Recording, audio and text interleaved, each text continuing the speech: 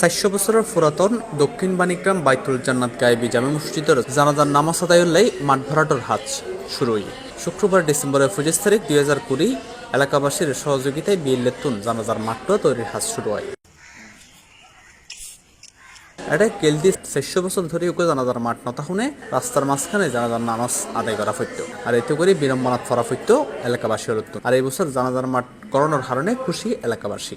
আজ এত বছর পরে যে এখানে ঈদগার মাঠ অরিয়ন আরো বেশি খুশি। 30-40 বছর দেখি দিয়ে আর দাদাও ফরিয়ে শীতে রাস্তা জানা যা আরো ফরি দিয়ে রাস্তা জানা যা আর বাফরও গিয়ে আর দাদাও গিয়ে জমিনিতে দিয়ে রাস্তা তা আজ দীর্ঘ 30 বছর আর 30 বছর হস্টর পর আর একটা ঈদগার মাঠ গড়ি বেললে ইয়াং জেনারেশন বেগুনি মিলিয়ে একটা উদ্যোগ লই তারা আসলে চেষ্টা করি ইয়ানোরে জানাজার মাঠ গড়ি বেললাই এবং একটা প্রচুর টিয়ার দরকার ওয়াল গড়ি জানাজা করতে বিষয়তে 25 লক্ষ টিয়ার দরকার সহযোগিতা করলে আর আন্তরিকভাবে খুশি হই। এটা গ্রামের মানুষই আরা যারা আছি ইতরাও সহযোগিতা করে এবং আরো বিদ্যমান ব্যক্তি হলে আরো সাহায্য সহযোগিতা চায়।